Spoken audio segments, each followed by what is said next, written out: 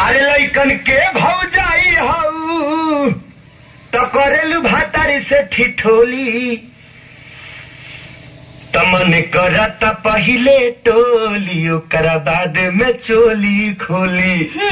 अरे वाह हमार सुपरस्टार, जितना एक्टिंग में उस्ताद उतने ही मोहब्बत में मास्टर। अरे तू तो सीधा बुलेट ट्रेन पकड़ लेला। अरे लैला को भूल जाएंगे, मजनू को भूल जाएंगे, आने वाले प्रेमी कसमें हमारी खाएंगे। ए भाभी का हो? तारा से एगो चीज मांगी, मांगा ना। दे दे बुनू। का दे दे? बिल्कुल दे दे। गुस्सा नानू कर दू। गुस्सा ना करो। देखो ना ठंडा लागता बड़ी जोर से, दो ना एक।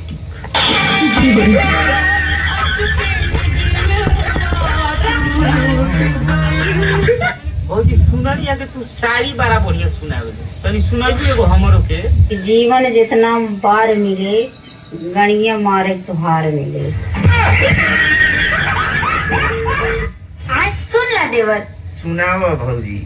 कुछ कांच के चटाई हम झाड़ के बिछाई। अच्छा। और तोरे जैसन देवर के हम हंस के पटाई।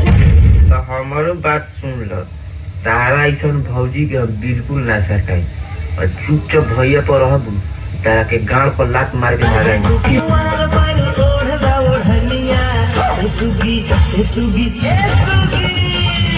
ए सुगी, ये बुढ़वा तोरा ले डूबी। बाबा सुन लिया तो अड़िया बड़ा हो गया। डाल अपने बढ़िया में। सुनो ना, पापा तो नहीं खंडाबा बारन। ए बाबा जाती है फरिया लहो, आवा ना। हम तारा से बहुत प्यार करेनी। ना हम तारे से प्यार ना करेनी। काहे हो? तू बहुत करिया बाड़ा।